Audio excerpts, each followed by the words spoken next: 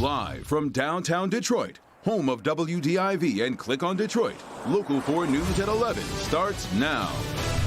Larry Nassar still owes his victims more than $57,000. What a judge is doing to at least get them some of the money they're owed.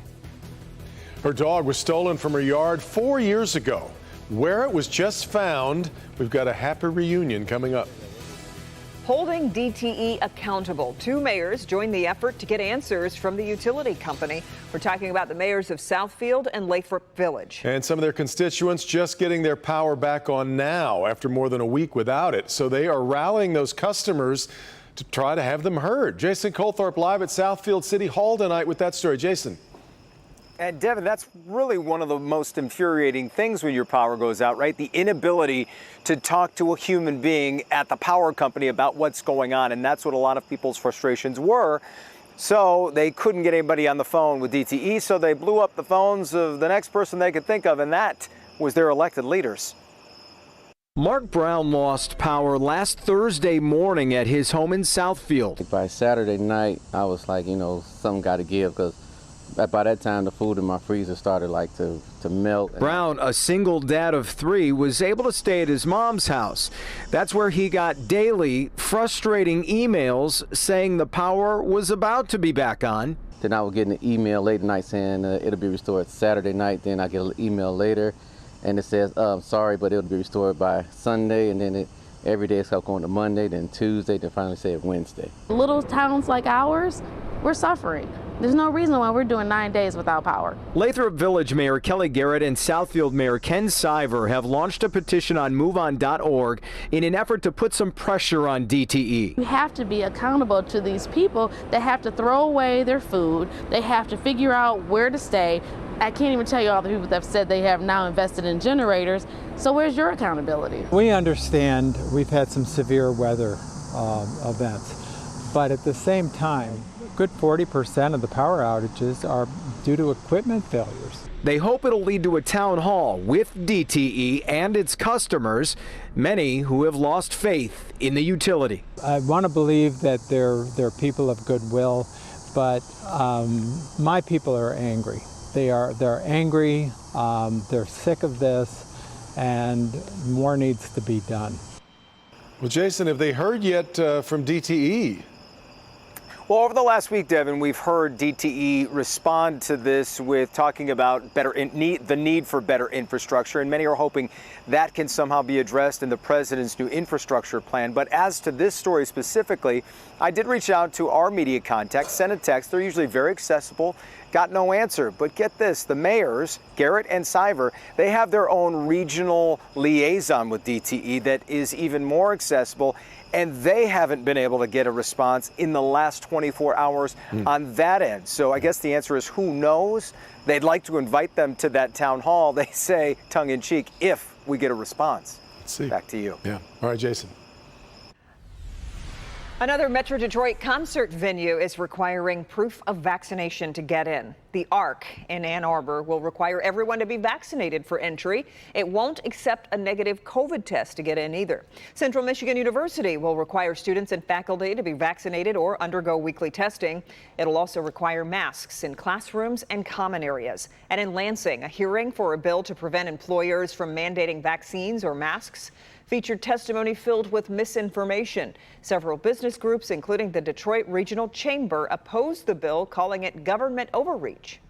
We're not arguing for a vaccine mandate. We're not arguing against a vaccine mandate. But we are arguing for vaccines because it's the only way out of the pandemic and the endless battles against variants. The bill did not go to a vote today. It would likely be vetoed if it ends up being passed. A federal judge is ordering the seizure of about $2,000 from the prison bank account of Larry Nassar.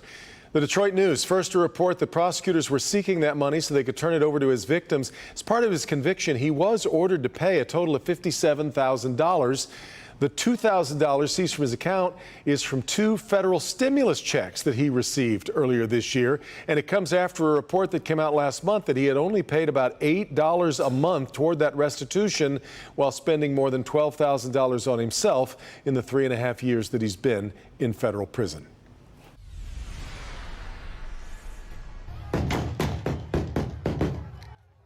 Video tonight out of Afghanistan showing members of the U.S. military confronting Afghan citizens at Kabul airport.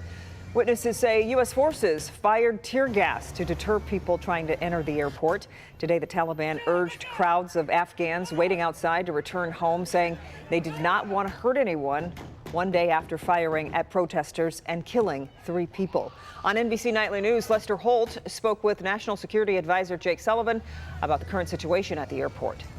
We've been hearing a lot of stories about people unable to get to the airport because the Taliban are pushing crowds back. Are you telling me there is a safe and reliable route now to the airport for anyone who wants to leave? We have gotten regular reports that American citizens seeking to come to the airport have been able to get to the airport. The issue that we are confronting is that at the gates of the airport, there are large crowds. We're working through that. We're getting them through. We're getting them on planes. We're going to keep doing that in the days ahead. The White House estimates there are about 15,000 Americans still in Afghanistan. Tonight, Cedar Point says one of its most popular roller coasters will remain shut down after a horrific accident sends a woman to the hospital. This is the video we showed you earlier this week of a woman screaming in pain after a piece of metal from the Top Thrill dragster hit her in the head.